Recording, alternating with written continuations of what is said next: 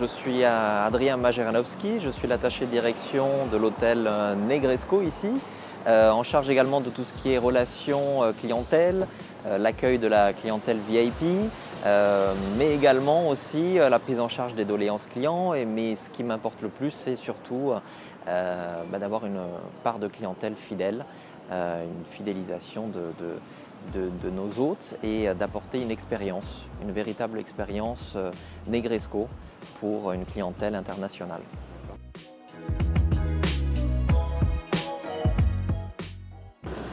L'art au Negresco, j'ai envie de dire, ce n'est pas deux choses distinctes. J'ai presque envie de dire que l'art et le Negresco ne font qu'une seule chose, étant donné que l'entité elle-même, la façade de l'établissement, est déjà, je dirais, une œuvre d'art, étant donné que la façade est classée par les monuments historiques. Le bâtiment a une histoire, mais également cette histoire liée à l'art est liée aux différents propriétaires qui ont parcouru l'hôtel durant les 107 dernières années. L'hôtel a ouvert ses portes en 1913 et la dernière propriétaire a été passionnée par l'art. Donc nous avons la chance d'être les héritiers de sa grande collection qui s'élève à 6000 œuvres d'art, des antiquités du XVIIe, XVIIIe siècle, mais aussi de l'art contemporain, avec beaucoup d'artistes de renom. Donc la place de l'art, nous la côtoyons en tant qu'employés, mais surtout ce sont nos hôtes, nos clients. C'est un argument commercial qui l'expérimente à chacun des séjours.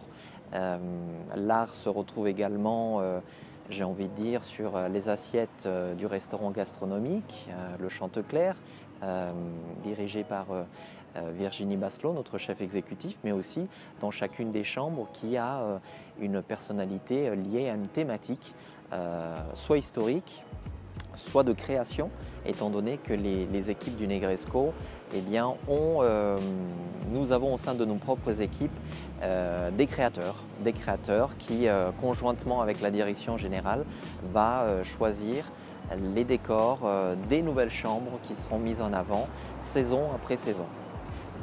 Voilà comment essayer de résumer en quelques instants cet hôtel musée, cet hôtel galerie privée d'œuvres d'art qu'est le Negresco.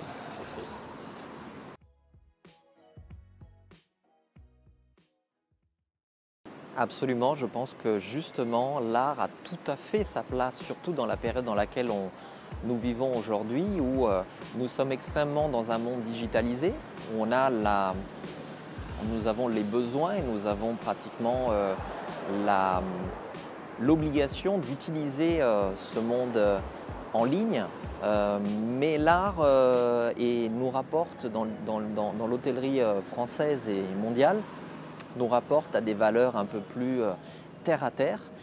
L'art nous évoque des artistes, nous évoque des sentiments, et lorsque un client se rend dans un hôtel qui est justement avec une pointe artistique, voire historique, eh bien c'est une émotion supplémentaire, en plus d'avoir une décoration peut-être exceptionnelle, en plus d'avoir des professionnels dévoués pour servir leurs hôtes.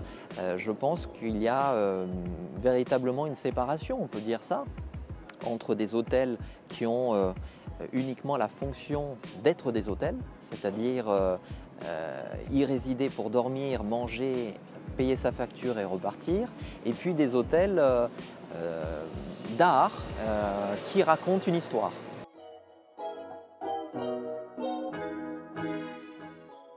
Alors la plateforme Willowcart que vous m'avez présentée, Valentin, est une plateforme que je résumerai de facilitateur, étant donné qu'elle permet de mettre en relation des artistes qui souhaitent exposer et se faire connaître, pour certains plus que cela, dans des lieux et dans les hôtels par exemple.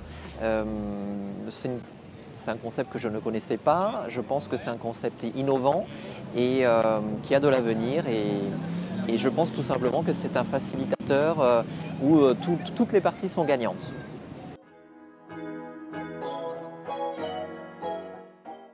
On vit tous depuis quelques semaines une période qui est assez tumultueuse, où le secteur hôtelier, le secteur touristique est largement impacté, et ce pour la deuxième fois de cette année en 2020. Il faut tout simplement, je pense, être très positif et profiter d'une situation de repli pour pouvoir rebondir et mettre à contribution le temps de libre que nous avons pour planifier le futur.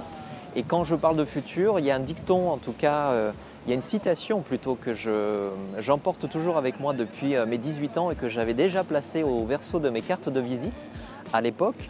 C'est une citation de l'économiste américain Peter Drucker qui disait que la meilleure façon de prédire l'avenir est tout simplement de le créer.